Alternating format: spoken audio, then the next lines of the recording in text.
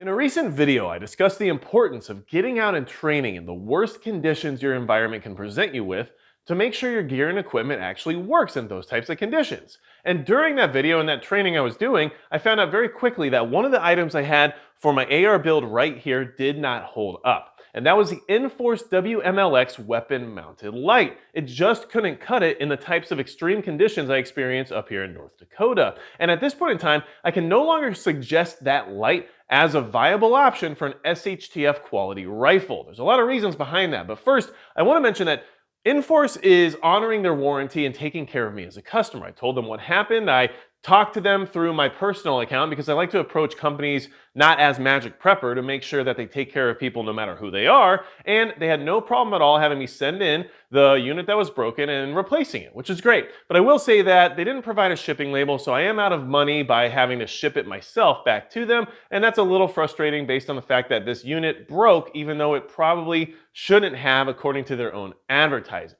But let's talk about what these WML and WMLx lights really are before I tell you exactly what broke on it, just so you have an idea as to why people think these are a good idea, why they are very popular, and why I just can't suggest them to you anymore, okay? So you have the WML, which is the shorter version that takes one battery, a CR123, and has less power, less lumens output, right? And then you have the WMLx, which is longer, which has two batteries and more power. So it's very basic, right? And they cost between $120 and $180.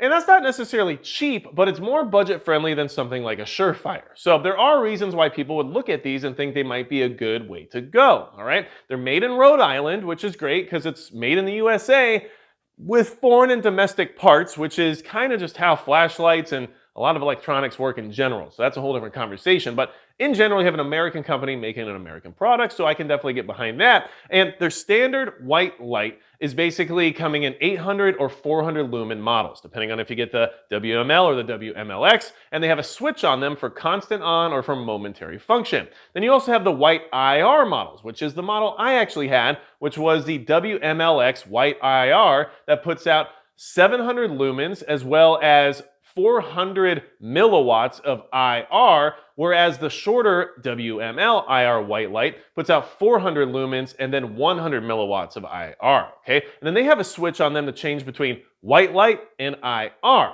So those are all the things that they basically offer, and then they all have something in common. They have a non-slip switch, they have a safety lever, they have an integrated pick rail clamp system, which is how you mount them onto a rifle, and then they also have a lockout mode by turning the lamp head just a quarter turn so that it can't turn on anymore. Which, I mean, I guess you can call that a lockout mode. Generally, you're just disconnecting it from the battery, whatever, but that's what they're saying, okay? So that's what these things do. And they take CR123 batteries and they can last between 1.5 to 2 hours with their white lights, and then the IR lasts about 4 hours. So everything sounds good on paper, right? And that's why I wanted to walk you through this really quickly. And everything sounds good in the sense of value, because you do get a lot of value out of this deal. I mean, for $180, I got a light that puts out 700 lumens, it has 400 milliwatts of IR capability, and it has, you know, an integrated mount and everything else. So it's all in one and done package made in the USA. Sounded like a good idea. Now here's the thing that I found not to be accurate based on their own literature on their website, which was extensively proven amidst prolonged rapid firing, rough handling, and harsh conditions. It is a match for adversity in any climb or place. So when I read that, I thought, okay, this light should hold up, right? And we know that other companies in the past, like Haley Strategic, have even gotten behind lights like this one. So I thought that it was good to go in the sense of duty, quality, and reliability and durability. And I was proven wrong by actually testing my equipment out in extreme conditions. And that's why you need to do that. But here's what happened with this light, and this is why I can't suggest it for an SHTF type weapon platform, all right? First and foremost, cold weather kills it. And the reason it kills it isn't because of the batteries or the electronics. In fact, the light still works even though right now it's technically broken. As you can see, it turns on, which is great. Well, half of it turns on.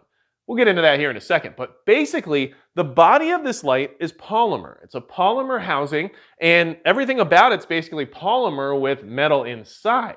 And that's the biggest problem with this light. The polymer is not strong enough to withstand the temperatures that I experience here in North Dakota, okay? So I had two breakages on this light, not just one, but two. The first breakage was actually the switch. So the switch that changed it from white light to IR, because this is one of the IR models, broke off. And it broke off in a way that was very minimal, let's just say, in the amount of force that was applied to it. Basically, there's a magnet inside of the switch, and that's probably, in my opinion, part of the design flaw here. There might not be a better way to do this because they do say that these are rated to be waterproof up to a decent amount of submersion, which is good. That's what you want in a light. But because of waterproofing it, the way they designed this switch was by inserting a magnet inside of the switch body itself that then activates whatever relay is inside that decides whether or not it's white light or IR. So the switch itself isn't physically activating anything. It's just moving a magnet into position to change whichever mode you're in. Now, the problem I found with that, the reason this broke was because I laid my AR pistol here down in the bed of my truck, right? I was doing some zeroing and I was at the 25-yard line. I laid it down on the bed of the truck, which isn't lined, so it was metal to metal, and drove my truck 25 yards to go from my 25-yard line to my 50-yard line, right? So not very far, definitely not very fast, and my range is graded. It's, of course, still off-road, but I wasn't doing any jumps or anything like that, right? So in those 25 yards, the amount of rattling that occurred in the bed of the truck was enough to break this switch off because the magnet inside of it decided to attach itself to the metal of my truck bed rather than staying with the light body. And it attached itself to the metal, and then the light body was jiggling and basically broke the switch right off. And the only reason I figured it out is because when I jumped back into the back of my truck to do some more zeroing, this little piece of the switch that houses the magnet was stuck to the bed of the truck. And I saw it sitting there and I was wondering what it was. And I found out very quickly exactly what it was. So that's the first failure point I had on this light. So if you're gonna put your gun against anything metal and it ever gets decently cold to where the polymer is weakened, there's a good chance the switch is just gonna break right off, because that's exactly what happened to me. And of course, I think we all anticipate being around metal or metallic objects on a regular basis throughout any type of SHTF scenario, and I don't want to have to necessarily consider that when I'm leaning my gun up against a car door or something like that. I shouldn't really have to think about the idea of whether or not the switch on my light's going to get stuck to it, right? But that's exactly what happened. And I'm not trying to, diss on Inforce or anything like that. I'm just sharing exactly what happened to this product to me to hopefully help you make better decisions about the types of lights you're looking at for your SHTF rifle purposes. So, how else did it break? Well, that's the first time it broke. Then when I filmed that video talking about practicing in extreme conditions, it was very cold.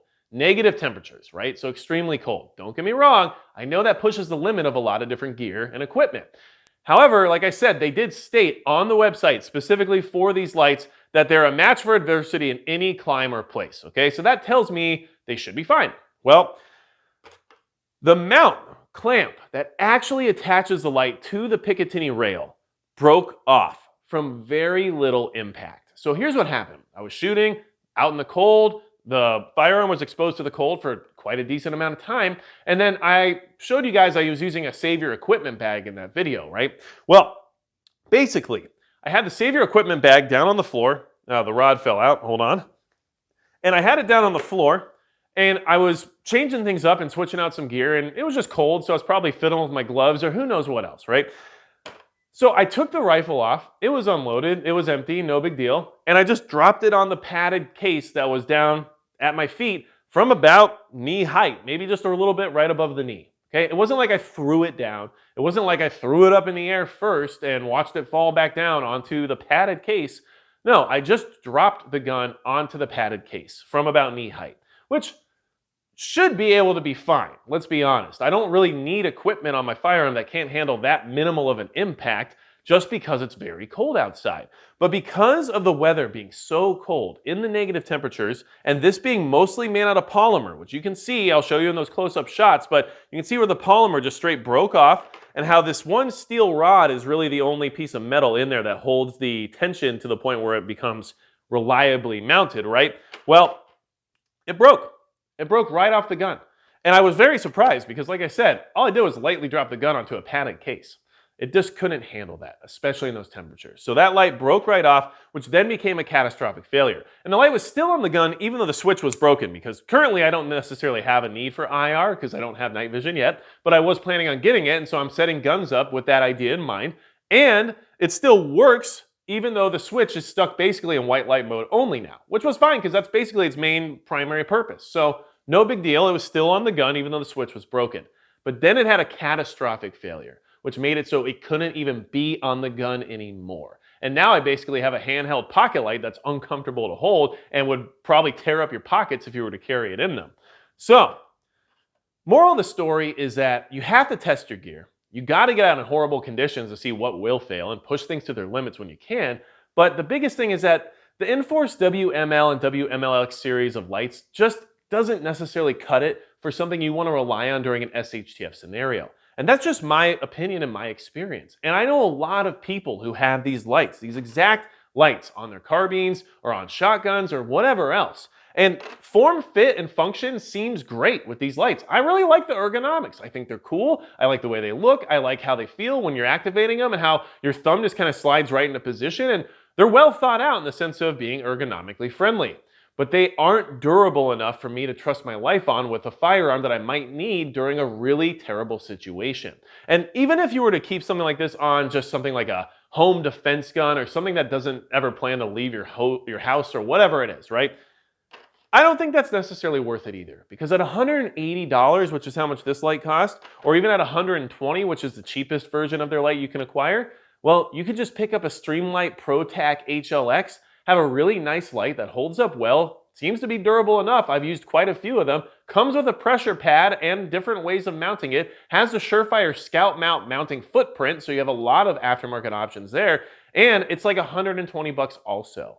So for the price and everything else, I just don't think the Inforce light is worth your time, and that's unfortunate because I was really hoping to find another option that was American product that could do the job and still be very budget friendly, and this just wasn't one of those options. So hopefully I gave you some things to think about. If you have any questions, let me know down in the comments below. If you have any experience with Inforce lights and your experience is different than mine, let me know, because it's okay for us to have different experiences. But I'm sharing my personal experience with you. I'm not talking about my buddy's Inforce light or my Uncle Jimmy's Inforce light or any of that kind of stuff. I'm just telling you guys exactly what's happening to me with the gear that I have and am actually using. So keep that in mind when you're commenting, because if you don't have personal experience, maybe you should go try these things out first before you just say things that you've regurgitated from the internet.